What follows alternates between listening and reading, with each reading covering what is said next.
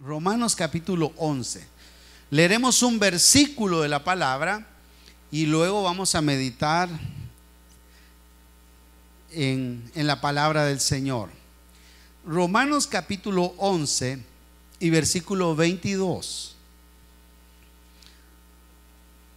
Se quedan sentaditos, yo leo en voz alta y ustedes me siguen. El versículo 22 de Romanos 11 dice de la siguiente manera. ¿Estamos listos, hermanos? Dice: mira pues la bondad y la severidad de Dios, la severidad ciertamente para con los que cayeron, pero la bondad para contigo si permaneces en esa bondad, pues de otra manera tú también serás cortado.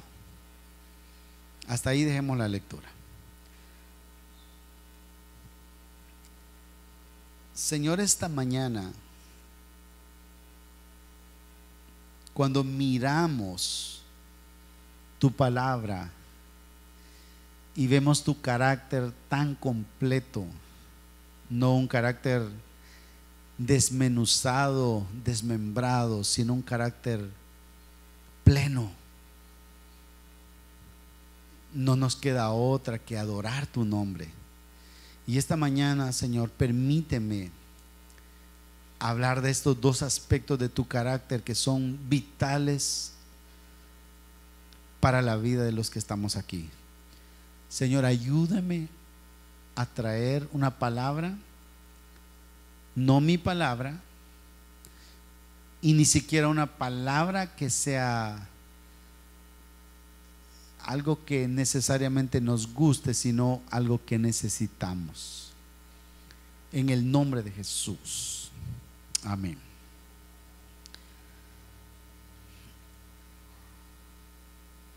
Cuando nosotros observamos el mundo, nos damos cuenta que el mundo cree. Todo el mundo cree. Todo el mundo tiene una fe. Pero, por ejemplo, usted le pregunta a un borracho allá afuera: ¿y usted cree en Dios? Él le va a decir: claro, pues sí. ¿Y cómo no voy a creer yo en Dios?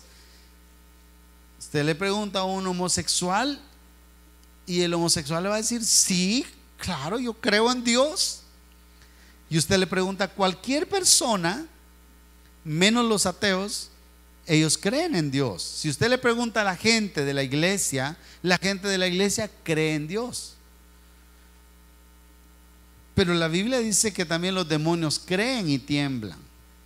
Entonces, cuando hablamos de ese creer, de esa fe, parece que ya observando el mundo, observando la realidad, la fe es una fe superficial. El creer es un creer vago y que podríamos decir hasta estúpido. Entendamos lo que significa la palabra estúpido como algo simple, como algo mentecato, como algo memo, como algo soso. Una fe mema. Eso significa, son sinónimos de esa palabra. Una fe sosa. Y la gente vive diciendo que cree en Dios. Cuando uno predica el evangelio, cuando la iglesia predica el evangelio, se cree que la gente ha creído en Dios. Y ahí es donde, por ejemplo, Romanos 10:14 dice: ¿cómo pues invocarán a aquel en el cual no han creído? ¿Y cómo creerán en aquel de quien no han oído? Entonces, como cuando uno compara lo que estoy tratando de decir con este versículo, uno se da cuenta: ¿no será que mucha gente dice haber creído sin realmente haber oído sobre ese verdadero Dios? Y tal vez ni siquiera lo conocen como debe ser. Porque en el mundo hay una idea muy vaga de quién es aquel en el que creen. Por eso le digo, usted le puede preguntar a un borracho, a un cristiano nominal, a cualquier persona, y ellos dicen creer en Dios, pero posiblemente su idea es muy vaga en cuanto a quién es aquel en el cual creen. Y no solo esto, sino que también ni siquiera qué significa creer en Él. La gente cree en Dios y no lo conoce, cree y no sabe lo que significa creer.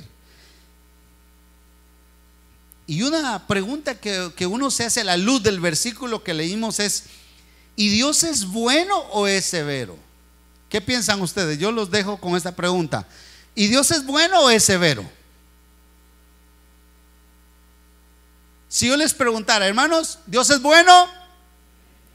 Bueno, eso sí, como que siempre lo predicamos. Hermanos, ¿Dios es severo? Bueno, ahí bajó un poquito, pero sí hubo amenes y hubo caritas así. Excelente.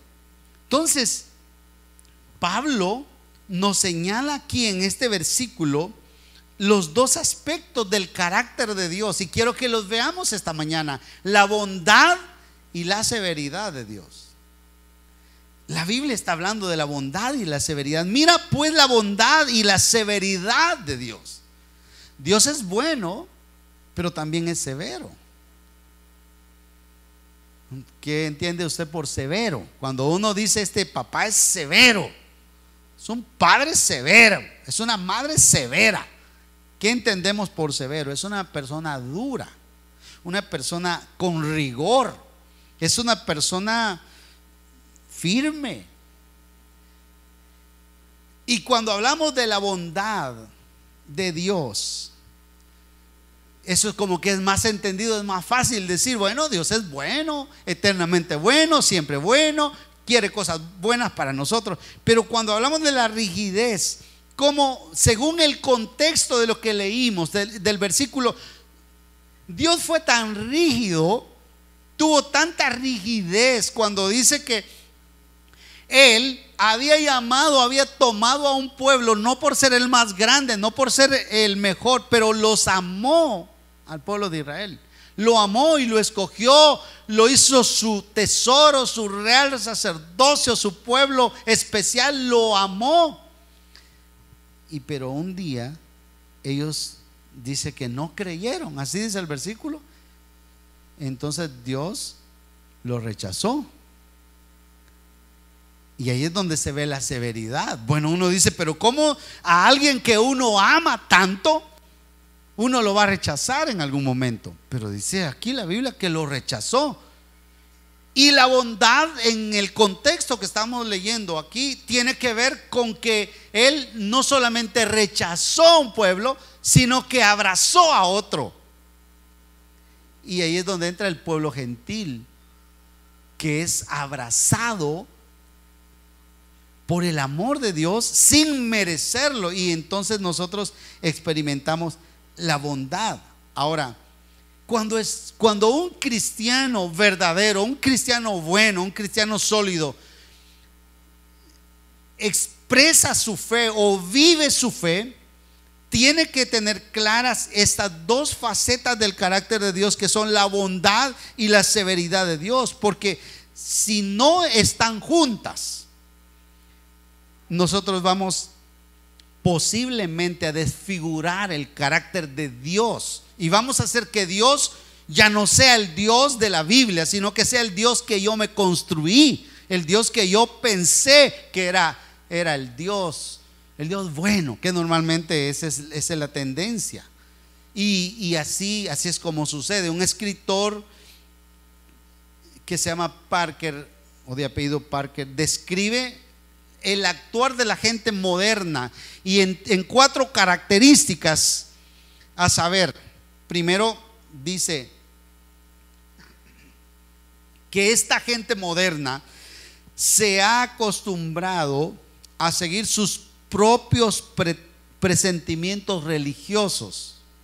Oigan esto, es decir, que la creencia de la gente es como creer en lo que siente, sus presentimientos, y no aprender lo que la Biblia dice, no basar su fe en lo que la Biblia dice, y esa es una situación tremenda. Podemos hablar de muchas cosas que se practican aún dentro de la iglesia, que no son bíblicas, que no son verdad, pero que las practica la iglesia más porque alguien las sintió, las pensó y las hizo su norma, su regla, pero no porque sean la palabra de Dios. Les podría poner muchos ejemplos, pero solo uno por decir. En algunas iglesias se derrama la unción del perro y la gente empieza a ladrar. Viene la presencia de Dios y la gente empieza a ladrar. Empiecen a ladrar, hermanos. Y alguien dijo que eso era la presencia de Dios. Hay declaraciones como esta. Imagínense: ayúdate, que yo te ayudaré. Amén, hermanos. Amén, dice el hermano Trini. Ya le va a dar con la vara. Ya no lo va a traer en el microbús, hermano. Que amén ni que nada. La Biblia no dice ayúdate que yo te ayudaré. La Biblia dice esfuérzate y sé, pero no dice ayúdate que yo te ayudaré. Y nosotros, hay gente en la calle la usa y eso creen, y esa es su fe. Se basa en sus presentimientos, en sus opiniones, en lo que han escuchado, en lo que han oído, pero no en algo sólido. Una segunda característica, según Parker, es que las ideas acerca de Dios son sacadas de cualquier fuente. Puede incluso que mucha gente tenga ideas paganas, de fuentes paganas sobre Dios, y ven a Dios como lo ve cualquier pagano. Otras veces son esas ideas suplantadas suplantando la palabra del Señor. Son suplantando la palabra de Dios. Ideas que contravienen la palabra, pero que la gente las cree. Y una tercera característica, según Parker, es la gente ha minimizado el concepto de pecado y sus consecuencias. Y esto también es bien delicado. Póngame atención a esto. Tenemos que tener cuidado, porque la tendencia a minimizar el pecado y sus consecuencias ha cobrado a cada día más fuerza.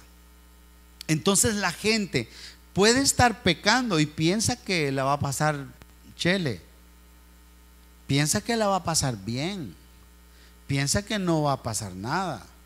Entonces lo que están haciendo es minimizando el pecado. Y la Biblia dice que el pecado es enemistad contra Dios. ¿Cuántos están de acuerdo con esto? Cuando yo peco, todo pecado que yo cometo, lo cometo en primer lugar contra Dios. Siempre el pecado es contra Dios. En segundo lugar puede ser contra la persona a la que yo afecto. En tercer lugar puede ser contra mí mismo. O como usted quiera poner el orden, pero la idea es que tiene consecuencias el pecado, y la gente está viviendo una vida de pecado. Dentro de la iglesia hay gente que vive vida de pecado sin pensar o sin ni siquiera reflexionar sobre lo que son las consecuencias del pecado. Y oigan, muchachos, oigan, hermanos, el pecado tiene consecuencias. Ustedes no vivan creyendo que van a evadir las consecuencias, que van a sobornar a Dios, que van a engañar a Dios. El pecado que yo hago tiene consecuencias sí o sí. La cuarta y última cosa que dice Parker es que la gente no toma en serio el mensaje, todo el mensaje de Dios, y abrazan, por ejemplo, Pablo está hablando aquí de la bondad y la severidad de Dios. Entonces, ¿qué es lo que la gente más abraza entre las dos cosas? ¿La bondad o la severidad? La bondad. Entonces, correcto, gracias porque están conectados. No me han perdido el hilo, no los he hecho perder el hilo.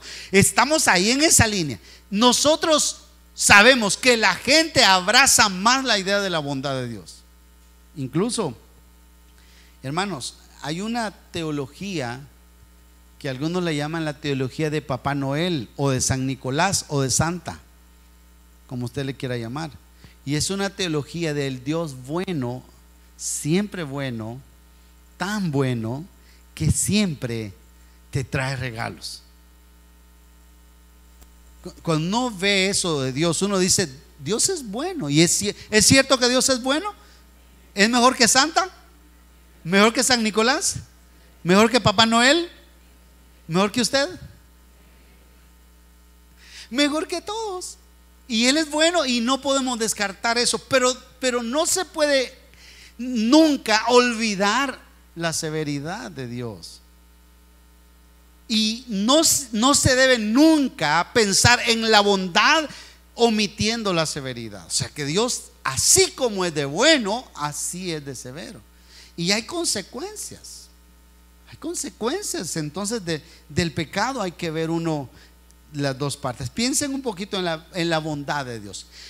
En primer lugar, quiero decir un poquito sobre lo que no es la bondad de Dios, porque tenemos que quedar claros lo que no es la bondad de Dios, y eso nos va a ayudar. Primero, la bondad de Dios no es indulgencia.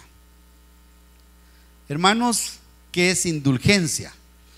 Podríamos decir que indulgencia es disimulo, es tolerancia, es pasividad. Cuando usted piensa en la bondad de Dios, no piensen en una bondad indulgente. No piensen que Dios, como Dios es bueno, me va a pasar por alto esto. No, señores. No, señores. Dios no puede ser burlado. ¿Están de acuerdo? Dios no puede ser burlado. La Biblia dice, Dios no puede ser engañado. Cuando uno piensa en la bondad de Dios como la indulgencia, entonces se está pensando en la teología de Papá Noel.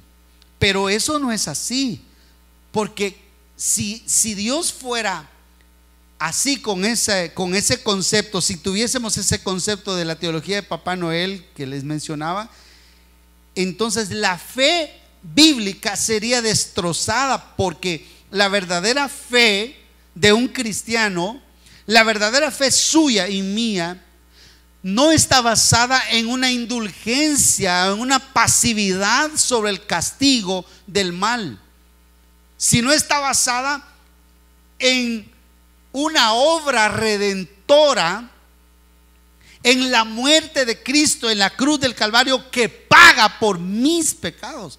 Ya no es como que Él fue engañado, o como que Él se hizo de la vista gorda con mis pecados, sino que la fe que nosotros como iglesia sustentamos, o la fe que la Biblia menciona, es una fe que está basada en la creencia, en la confianza, en la seguridad de que alguien pagó por mi pecado, y ese se llama Jesús de Nazaret, el que merece la honra y la gloria. Amén.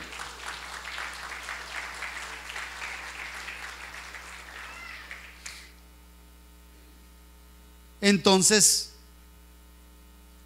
como podríamos decir, bueno, si el pecado a Dios no le causa ningún daño, si a Dios no le causa ninguna molestia, no, mire, Dios puede ver el pecado como ver el bien, lo ve igual. Entonces diríamos que la expiación, que el sacrificio de Cristo no fue necesario, o no tiene valor, no tiene sentido, no tiene razón de ser. Por eso es que la fe, la bondad de Dios no es indulgente. Primer concepto equivocado que a veces la gente tiene, pero la iglesia nuestra no debe tener ese concepto. Dios no es que lo engañamos, Dios no puede ser burlado. La segunda cosa que no es la bondad no es la incapacidad de actuar ante el mal. Si Dios ve el mal, Él va a actuar, y actúa con severidad. Posiblemente no actúa como nosotros pensamos, como nosotros lo conceptualizamos, sino que Él puede actuar como a Él le da la gana.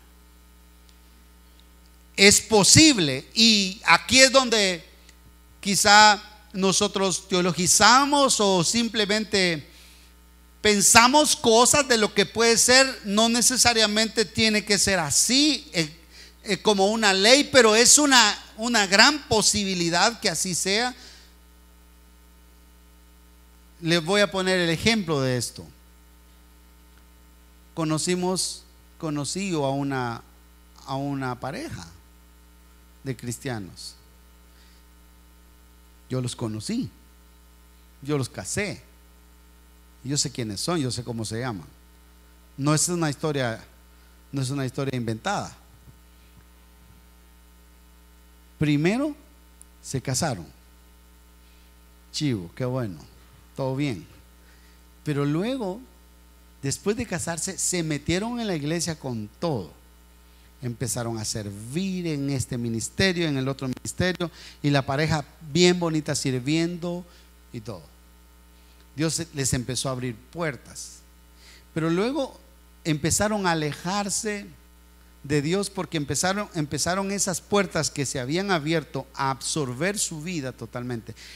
Primero dejaron un ministerio, después dejaron el otro ministerio, después dejaron el tercero y dejaron el cuarto. Un día ellos se quedaron sin ningún ministerio y ya no, y empezaron a bajar su asistencia a la iglesia. Esas historias se repiten por montones, pero yo estoy pensando en una en particular.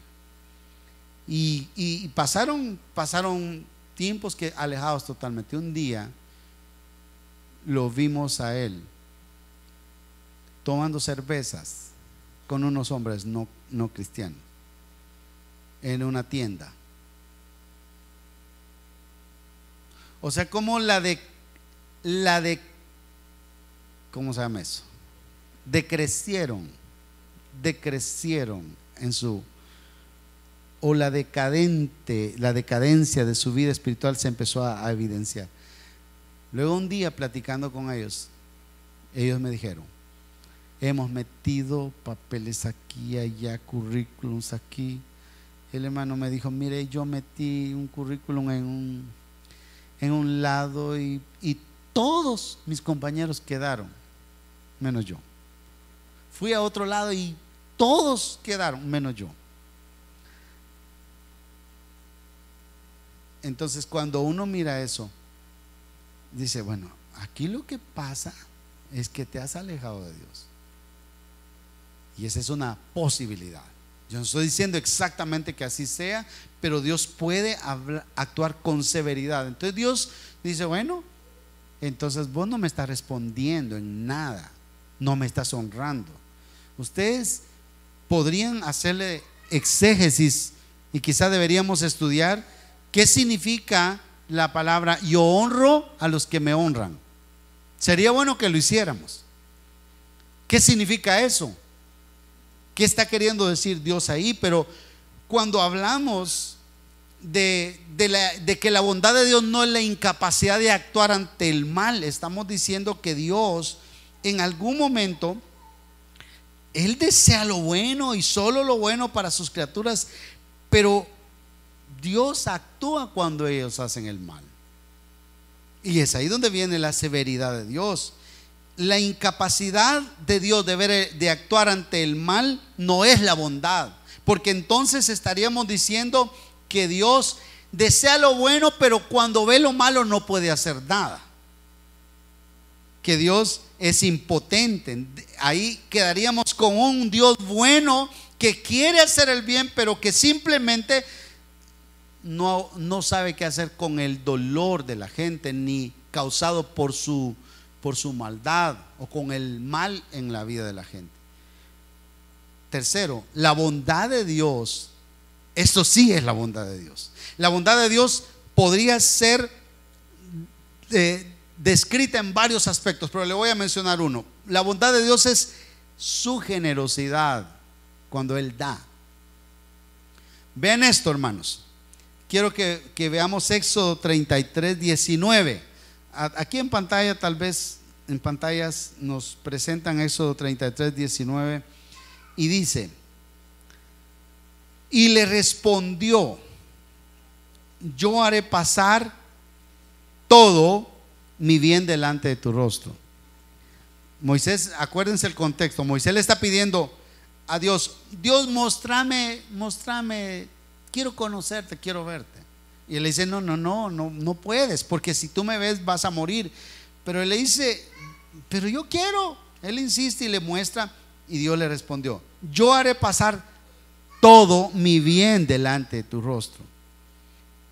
Y oigan esto, yo siempre me he preguntado, porque no he podido, quizá nunca voy a poder entender qué significaba la palabra que Dios le está diciendo: te voy a pasar todo mi bien. Realmente, ¿qué significa eso? ¿Qué significa que te voy a pasar todo mi bien delante de tu rostro? Todo mi bien, te voy a mostrar todo mi bien, y lo vas a ver. Pero dice ahí: y proclamaré el nombre de Jehová delante de ti, y tendré misericordia del que tendré misericordia, y seré clemente con el que seré clemente. Pero la palabra todo apunta a la generosidad de Dios, como que cuando Dios te da algo, es tan generoso que Él te puede dar todo lo que Él tiene para ti. Dios es generoso y Él no tiene necesidad de guardarse nada. Ahora uno se pregunta: ¿qué fue lo que vio Moisés? ¿Y cómo es que se ganó ese derecho de ser, de ver todo el bien de Dios?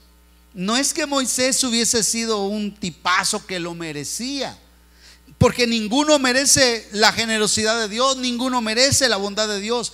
Pero la idea es que Dios, como es naturalmente generoso, como es, digamos, su carácter es generosidad, entonces a Él no le es ningún problema mostrarle todo el bien.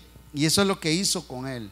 Entonces la bondad de Dios está asociado con su generosidad. Pero también la bondad de Dios está asociado con su paciencia. Miren Éxodo 34:6, ahí un capítulo adelante, y dice: y pasando Jehová por delante de él, siempre con la misma línea que estamos viendo, proclamó: Jehová, Jehová, fuerte, como más misericordioso y piadoso, tardo para la ira y grande en misericordia, y que guarda misericordia a millares, que perdona la iniquidad de la rebelión y el pecado. Su bondad está relacionada con su paciencia. Y aquí yo quisiera pedirles a ustedes que pensáramos cada uno en nosotros mismos. Vea hermano, ¿cuántos de ustedes creen que Dios ha tenido paciencia con ustedes? La paciencia de Dios es mega, ultra, hiper superior a la paciencia de nosotros los seres humanos. Por lo menos yo no tengo casi paciencia, hermano. Algunos de ustedes me ponen bravo, algunos de ustedes me cansan, con poquito me cansan. Pero Dios tiene una paciencia increíble, o sea, indescriptible. Nosotros no podemos entender la paciencia de Dios. Si Dios no le hubiera tenido paciencia a usted, ¿dónde estaría usted? ¿Dónde cree que merecería usted estar si la paciencia de Dios no hubiera estado? Yo estoy seguro que incluso ni siquiera vivos estuvieran todos. ¿Cuántos estarían muertos? Pero Dios ha tenido paciencia. Y hay que darle gracias a Dios por su bondad, porque su bondad se muestra en su paciencia. Pero también su bondad es sinónimo de su gracia. Es sinónimo de su gracia, y la gracia es un favor gratuito, un favor no merecido. Eso es gracia. Pero la gracia se puede dividir en dos tipos de gracia. La gracia común, dicen los teólogos, que es la gracia o el favor de Dios para todos. Y eso lo podemos ver en salmos como el 145:9. Dice: bueno es Jehová para con todos. Dios es bueno, y sus misericordias sobre sus obras. Y el 15 dice: los ojos de todos esperan en ti, y tú les das su comida a su tiempo. Y el Salmo 145:16 dice: abre tu mano y colmas de bendición a todo ser viviente. Entonces, esa es la gracia, ese es el favor no merecido, como el que Dios envía a todos esperan de Dios. Pero cuando hablamos de la gracia, como la gracia espiritual o la gracia especial que llaman algunos teólogos, tiene que ver con el favor para sus hijos. Dios tiene un favor especial para sus hijos.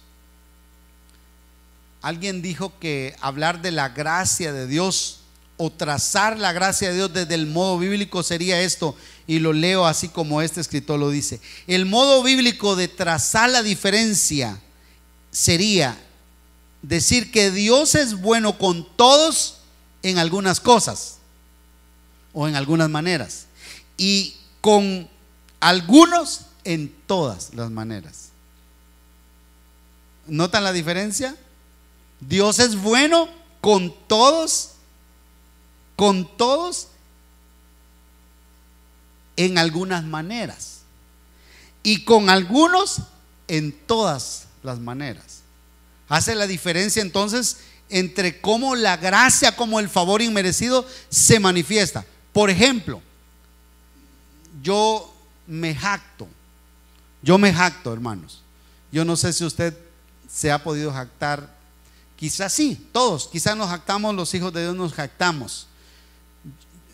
Yo he oído al hermano Coco hablar de Dios, cómo lo ha ayudado, cómo lo ha favorecido. Y he oído a muchos predicadores hablar de cómo Dios ha sido tan bueno con ellos. Por ejemplo, yo me jacto y le digo a algunas personas: yo mejor no le pido a Dios casi nada, porque cuando le pido, Él me lo da.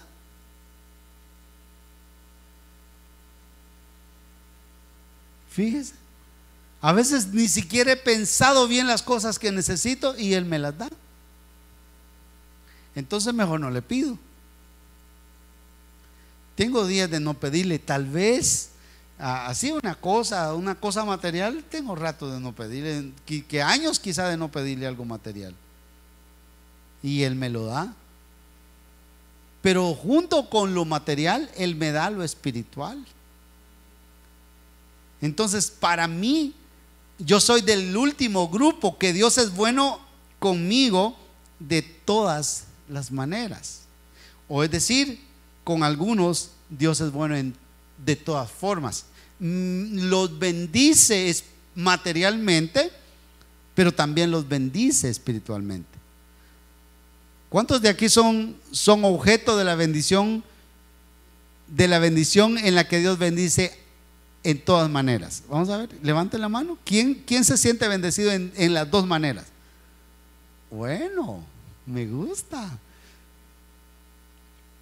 Y el que no se sienta bendecido en todas las maneras debe preguntarse qué está pasando, porque posiblemente está siendo objeto de la severidad de Dios en su vida.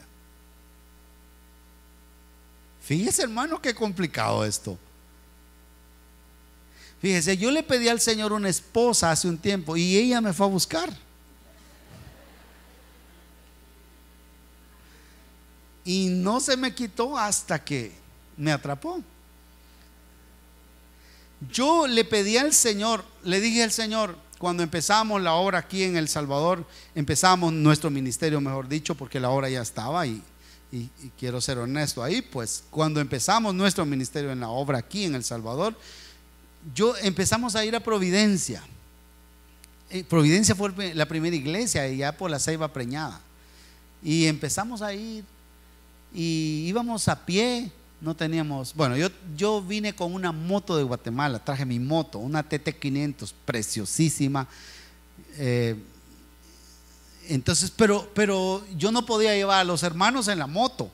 Entonces lo que hacíamos es que nos íbamos en el bus y yo llevaba mi concertina al hombro y yo le dije: Señor, dame un carrito. El Señor me dio un pick-up.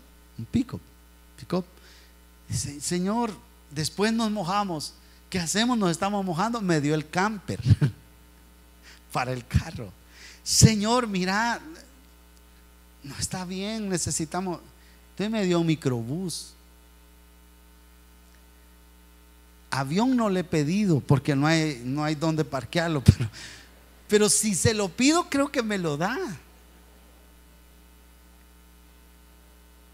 Dios ha sido bueno conmigo en las cosas materiales. Pero oigan esto, hermano. Eso no es lo más importante.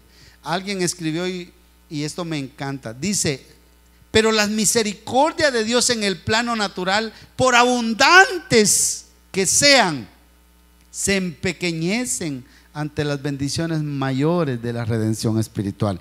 Espiritualmente, todos los que estamos aquí hemos sido bendecidos con la gracia de Dios. Amén, hermano. Y esa riqueza es mejor que un avión, que un yate, que una inmensidad. Todos nosotros tenemos la gracia de Dios. La bondad de Dios ha sido derramada sobre nuestras vidas. Somos sus hijos, somos su especial tesoro. Nos ama, dio a su hijo por nosotros. A Él sea la gloria. Pero también, en segundo lugar y último, Dios es severo. Dios es severo.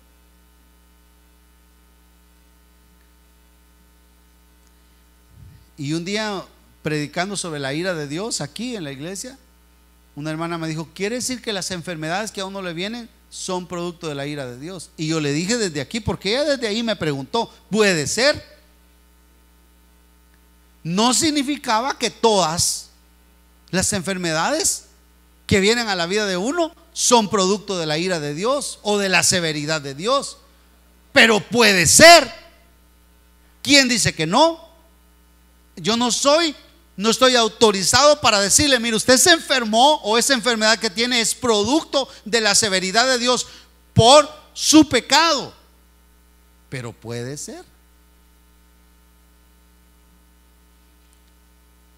Y fíjese lo que significa la palabra severidad. Estamos hablando de la bondad y la severidad de Dios. La palabra empleada por Pablo aquí en Romanos 11:22 dice, habla de la bondad y la severidad. Y la severidad, la palabra es literalmente, significa cortar, porque está en el contexto donde Dios cortó al pueblo de Israel, a una buena porción del pueblo de Israel.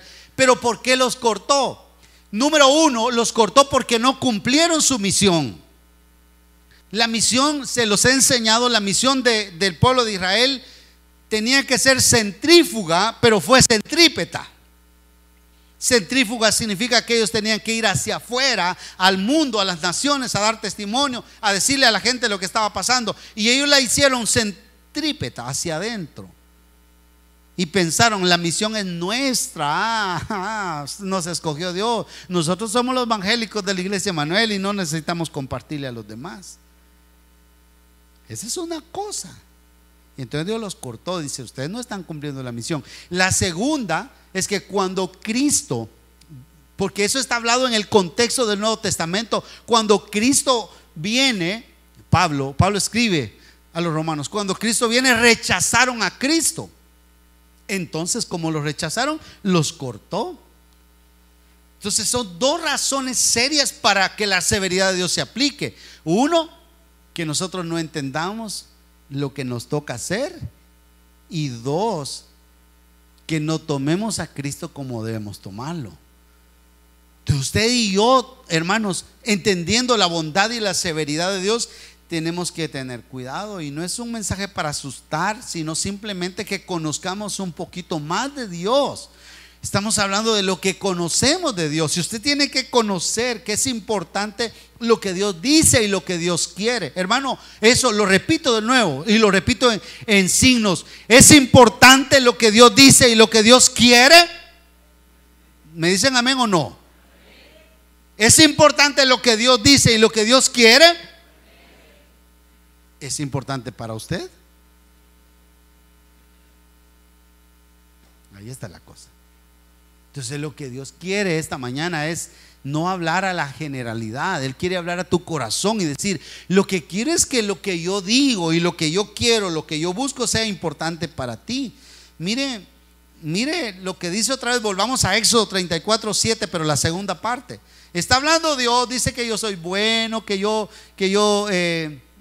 Éxodo, hermano, Éxodo 34:7. Dice que yo soy bueno, que tendré misericordia, que guarda misericordia a millares, que perdona la iniquidad, la rebelión, el pecado. Y que, oiga, esto no lo habíamos leído. Esto no lo habían leído. ¿No lo leímos?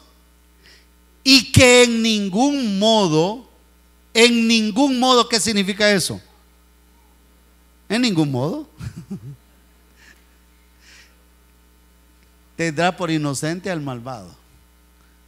Vaya, entonces el punto aquí es que Dios está describiendo a través de Pablo lo que Él va a hacer. Por eso es que el acto de la severidad a la que se refería el apóstol Pablo era el rechazo de su hijo, o el rechazo de su mensaje, o el rechazo de su bondad. Y Pablo está haciendo un cálculo bien complicado y se lo está pasando a los hermanos de Roma y a nosotros de la iglesia esta mañana. Y él dice: miren, si Dios fue capaz de cortar a Israel, ¿y ustedes quién se creen? ¿Lo quiere leer? Mejor vea Romanos 11:20. Lea Romanos 11:20 para ver un poquito más bíblico y no tanto. Dice 11:20 de Romanos: bien, por su incredulidad fueron desgajadas. Está hablando de Israel. Pero tú por la fe estás en pie. No te ensoberbezcas, sino que teme. Porque si Dios no perdonó a las ramas naturales, ¿qué va a pasar contigo? Tampoco te perdonará.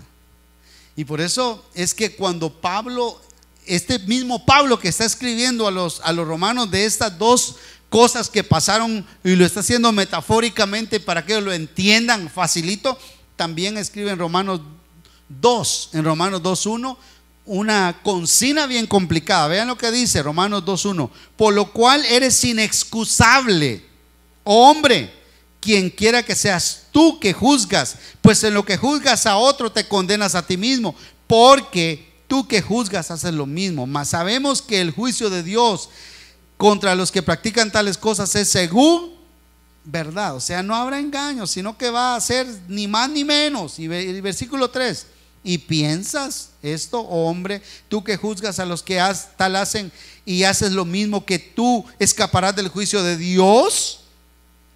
Versículo 4: menosprecias las riquezas de su benignidad, paciencia y longanimidad, ignorando que su benignidad te guiará al arrepentimiento. Y versículo 5: pero por tu dureza y por tu corazón no arrepentido, atesoras para ti mismo ira para el día de la ira y de la revelación del juicio de Dios. He dicho, hermano, he dicho una exposición tremenda de la bondad y la severidad. La pregunta que yo haría para terminar es: ¿y ustedes cuál quieren?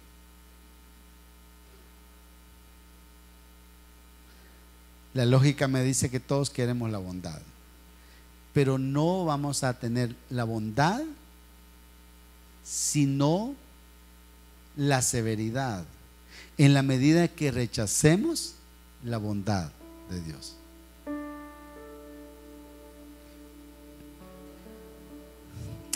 Tremendo.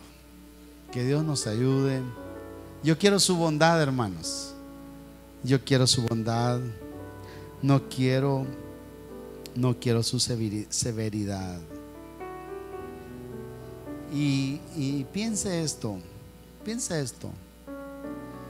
Whitefield decía: si alguna vez Dios coloca espinas en nuestra cama, es con el único fin de despertarnos del sueño de la muerte espiritual y para hacernos levantar y buscar su misericordia.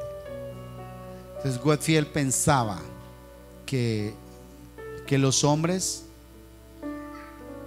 pasan momentos difíciles en su vida con el fin de atraerlos el Señor a sus caminos.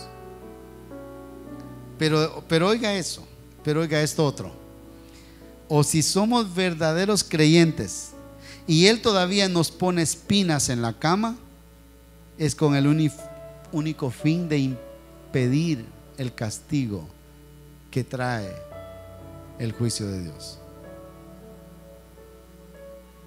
Dios es bueno, hermanos, y cuando le toca ser severo, es severo. Pero antes de ser severo, Él es bueno. Él extiende su mano.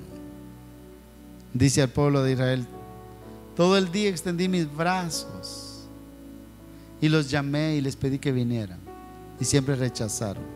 Líbreme, Dios, de rechazar el llamado de Dios a su bondad. Líbreme, Dios, a mí, David Valenzuela, y a usted también. Líbrenos, Dios, de rechazar la bondad de Dios, porque entonces viene la severidad. ¿Y cómo rechazamos la bondad de Dios? Cuando nosotros seguimos la vida sin Dios. Oiga, hermano, quédese con esta palabra: no siga la vida sin Dios, por favor. Por favor, no siga sin Dios. Este 2020 usted no puede vivir sin Dios. No piense que el pecado no tiene consecuencia. No piense. Dios quiere extender sus brazos todo el día. Por eso el canto, ese canto que entonamos, de que un canto que entonamos en alabanza, que hablaba de que envuélvenos. Este canto hablaba de que la bondad de Dios, su amor nos abraza, nos envuelve. Yo decía, eso es lo que necesitamos. Eso es lo que necesitamos. Pero no podemos negar que hay peligro de que pueda venir la severidad de Dios en tu vida. No te alejes de Dios. No te separes de Dios. No te acerques al pecado como si estás jugueteando con el pecado. No juguetees con el pecado. Por el amor de Dios y la santísima Biblia, no te alejes de la verdad de Dios. No te alejes del mensaje de Dios. Vive, y entonces la bondad de Dios vendrá sobre tu vida.